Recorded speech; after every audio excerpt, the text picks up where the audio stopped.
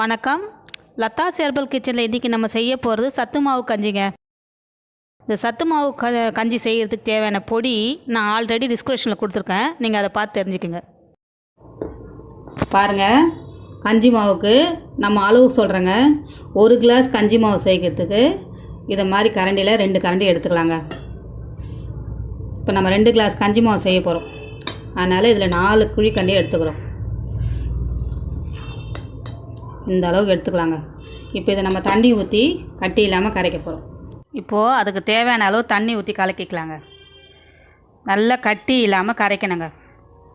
எவ்வளோ தண்ணி வேணுமாலும் 2 கிளாஸ் தண்ணி ஊற்றி நல்லா அந்த பபுள்ஸ் வராத மாதிரி நல்லா தண்ணியாக கரைச்சிக்கணுங்க. பார்த்திங்களா, இந்த மாதிரி இந்த பீட்ரு வச்சு நல்லா கட்டி இல்லாமல் தண்ணியாக கரைச்சிக்கணுங்க. 2 கிளாஸ் தண்ணி ஊற்றி இதை தான் நம்ம அடுப்பில் வச்சு இப்போ காசணும். பாருங்கள், அடுப்பு பற்ற வச்சுக்கலாங்க. இப்போ நல்லா கரண்டியை கைவிடாமல் கலர்னாங்க, கட்டிப்படாமல். ஃபஸ்ட்டு தீயை கொஞ்சம் ஹைட்டாக வைப்போம். கொஞ்சம் திக்காகும்போது தீயை கம்மி பண்ணிக்கலாங்க. இந்த மாதிரி கரண்டியில் கலக்கிக்கிட்டே இருக்கணும். பார்த்திங்களா, இப்படி மாவு நல்லா கட்டிப்படு பார்த்திங்களா. அப்போ கம்மி பண்ணிக்கலாம், கொஞ்சம் தீயை கொஞ்சம் மீடியமாக வச்சுக்கலாம். கரண்டியை மட்டும் கைவிடாமல் கலரிட்டே இருக்கணுங்கப்பா. நல்லா வேகும்போது உங்களுக்கு கலர் கொஞ்சம் லைட்டாக சேஞ்ச் ஆகும். அது வரைக்கும் நீங்கள் கலரிட்டே இருக்கணும். பார்த்திங்களா, நல்லா கட்டியாக கூழ் பதத்துக்கு வந்துச்சு. பார்த்திங்களா, இந்த மாதிரி பதம் வரும்போது தான் நம்ம திக்காகிடுச்சு, வெந்துருச்சுன்னு அர்த்தம் கஞ்சி. இப்போ நம்ம இதை இறக்கிடலாங்க. பார்த்திங்களா, நல்லா கட்டியாக கொதிக்க இருக்கு இல்லைங்களா. இந்த கஞ்சியை நீங்கள் திக்காக காய்ச்சி இறக்கிட்டிங்கன்னா ஈவினிங் வரைக்கும் நல்லாயிருக்கும். எதுவுமே சேர்க்க வேண்டாம். சாப்பிடும்போது நீங்கள் சேர்த்துக்கலாம் எல்லாத்தையுமே. இப்போ நான் அதில் இனிப்பு கஞ்சி, உப்பு கஞ்சி 2 செய்ய போகிறேன். அதனால் உப்பு கஞ்சிக்கு தனியாக கொஞ்சம் எடுத்துக்கிறேன். இதில் இந்த பவுலில் கொஞ்சம் ட்ரான்ஸ்ஃபர் பண்ணிக்கிறேன். பாருங்கள், இப்போ நம்ம இந்த இனிப்பு கஞ்சிக்கு என்னெல்லாம் சேர்க்கலான்னு பாருங்கள். ஃபஸ்ட்டு 1 டேபிள் ஸ்பூன் அளவு தேங்காய் துருவல் போடுறேங்க. அடுத்தது நாட்டு சர்க்கரை, அது 2 டேபிள் ஸ்பூன் போட்டுக்கிறேங்க. உங்களுக்கு இனிப்பு கூடுதலாக வேணால் கூடுதலாக போட்டுக்கலாங்க. அடுத்தது இது சுக்கு, ஏலக்காய், பனங்கற்கண்டு எல்லாம் வறுத்து பொடி பண்ணி வச்சுருக்குதுங்க. இது டீ தூளுக்காக நான் ரெடி பண்ணி வச்சுருது. இது இப்போ நான் கஞ்சிக்கும் சேர்த்துக்கிறேங்க. இது ஒரு 1/2 டீஸ்பூன் போட்டுக்கிறேங்க. இப்போ இதோ பால், காய்ச்சின பால் 1/2 கிளாஸ் ஊற்றுறேங்க. இது எல்லாத்தையும் நல்லா மிக்ஸ் பண்ணுறேங்க. மிக்ஸ் பண்ணும்போது நம்ம நட்ஸு, உங்களுக்கு பிடிச்ச நட்ஸ் எதுலாம் இருந்தாலும் நீங்கள் அதில் சேர்த்துக்கலாங்க. நான் இதில் பாதாம், முந்திரி, சாரப்பருப்பு இது 3 சேர்க்குறேங்க. அவ்வளோதாங்க, இனிப்பு கஞ்சி ரெடி ஆகிடுச்சு. இந்த இனிப்பு கஞ்சி செஞ்சு முடிச்சதும் கடைசியாக ஒரு அரை சிட்டிகை சால்ட்டு கொஞ்சம் போட்டிங்கன்னா டேஸ்ட்டாக நல்லாயிருக்கும்.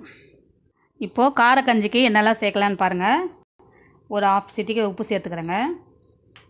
அதே மாதிரி காரத்துக்கு கொஞ்சமாக மிளகுத்தூள், ஒரு 1/2 சிட்டிகை மிளகுத்தூள் போட்டுக்கிறேங்க.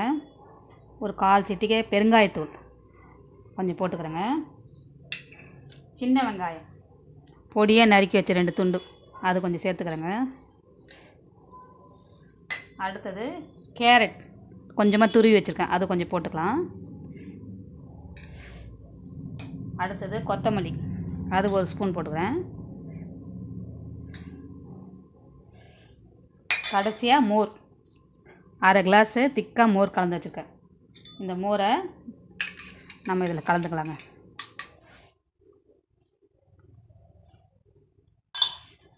இப்போது காரக்கஞ்சியும் ரெடி ஆகிடுச்சுங்க. நம்ம பவுலில் ட்ரான்ஸ்ஃபர் பண்ணிக்கலாங்களா. பார்த்திங்களா, எவ்வளோ ஒரு சூப்பரான சுவையான சத்து மாவு கஞ்சி செஞ்சுருக்கேன் பாருங்கள். இதில் ஒன்று இனிப்பு கஞ்சி, ஒன்று கார கஞ்சி 2 விதமாக செஞ்சுருக்கேன். பார்த்திங்களா, இனிப்பு பிடிக்கிறவங்களுக்கு நீங்கள் இனிப்பு கஞ்சி செஞ்சு கொடுங்க, காரம் பிடிக்கிறவங்களுக்கு கார கஞ்சி செஞ்சு கொடுக்கலாங்க. இதில் கஞ்சி செய்யும்போது இனிப்பு கஞ்சிக்கு சுக்கு, ஏலக்காவை தனியாக பொடி பண்ணி வச்சு நீங்கள் ஆட் பண்ணிக்கணுங்க. அது எதுக்குன்னா நல்ல டைஜஷன் ஆகும், கேஸ் ட்ரபிள் வராது. அதே மாதிரி கார கஞ்சி செய்யும்போது மிளகுத்தூளும் பெருங்காயத்தூளும் கண்டிப்பாக போடணுங்க. அதுவும் அப்படி தான், டைஜஷன் ஆகிறதுக்கும் கேஸ் ட்ரபிள் வராமல் இருக்கிறதுக்கும் நம்ம சேர்க்குறோங்க. நம்ம முதலே கஞ்சி மாவு அரைக்கும் போது இதெல்லாம் நம்ம சேர்க்கலை. தேவைப்படும் போது தான் நம்ம ஆட் பண்ணிக்கணும். அப்புறம் உங்கள் பிள்ளைங்களுக்கு இனிப்பு பிடிக்கும்போது தேங்காய், நட்ஸு அதெல்லாம் நீங்கள் சேர்த்துக்கலாம். காரம் சாப்பிட்றவங்களுக்கு வெஜிடபிள்ஸ் நீங்கள் வேறு என்ன வெஜிடபிள்ஸ் வேணாலும் நீங்கள் ஆட் பண்ணி சாப்பிட்லாங்க. மார்னிங் பிரேக்ஃபாஸ்ட் வேணான்றவங்க கம்ப்ளீட்டாக அவாய்ட் பண்ணுறவங்களுக்கு இந்த கிளாஸ் கஞ்சியே 2 கிளாஸ் குடித்தா திம்முன்னு ஆகிடுங்க. அன்றைக்கி தேவையான எல்லா சத்துமே கிடைக்குங்க. இது ஃபுல் அண்ட் ஃபுல் டயட் கஞ்சிங்க. இது உடம்புல இருக்கக்கூடிய கெட்ட கொலஸ்ட்ராலெல்லாம் எடுத்துரும். வெயிட் கொடுக்காது, ஆனால் போனுக்கும் நரம்பு செல்களுக்கும் ரொம்ப சத்து கொடுக்குங்க. டயர்ட் ஆகாமல் இருக்குங்க. இந்த மாதிரி லீவ் டைமில் எல்லோரும் வீட்டில் சாப்பிட்டு ஒரே இடத்துல இருக்கனால அவங்களுக்கு ரொம்ப தொப்பை போடுது, வெயிட்டு போடுன்னு கஷ்டப்படுறாங்கல்ல. அந்த மாதிரி உள்ளவங்க இந்த கஞ்சியை ரெகுலராக சாப்பிட்டுட்டு வந்தாங்கன்னா தொப்பையும் குறையும், வெயிட்டும் குறையும், உடம்புக்கு சத்தும் இருக்குங்க, டயர்ட் ஆகாமல் இருக்கும். இந்த மாதிரி கஞ்சி வெறுமனே கொடுக்காம வீட்டில் ஏதாவது நீங்கள் வடை எதனா பொரிச்சு வச்சுருந்தாலோ ஒரு சுண்டலோ செஞ்சு ஈவினிங் ஸ்நாக்ஸாக கொடுத்தீங்கன்னா பசங்க நல்லா விரும்பி சாப்பிடுவாங்க. இந்த இனிப்பு கஞ்சி நல்லா ஒரு பாசிப்பயிறு பாயாசம் மாதிரி அவ்வளோ டேஸ்ட்டாக நல்லா இருக்குங்க. அதே மாதிரி இந்த கார கஞ்சி கூழ் சாப்பிட்ற மாதிரி அவ்வளோ எம்மியாக இருக்குங்க. இந்த மாதிரி ஒரு சத்தான கஞ்சியை நீங்கள் செஞ்சு சாப்பிடுங்க. சத்தானதை சாப்பிடுங்க, சந்தோஷமாக இருங்க. இந்த வீடியோ உங்களுக்கு பிடிச்சிருந்தா லைக் பண்ணுங்கள், ஷேர் பண்ணுங்கள், கமெண்ட்ஸ் பண்ணுங்கள். லதா ஹெர்பல் கிச்சனுக்கு சப்ஸ்கிரைப் பண்ணி பக்கத்தில் இருக்கிற பெல் பட்டனை ப்ரெஸ் பண்ணுங்கள். நன்றி, வணக்கம்.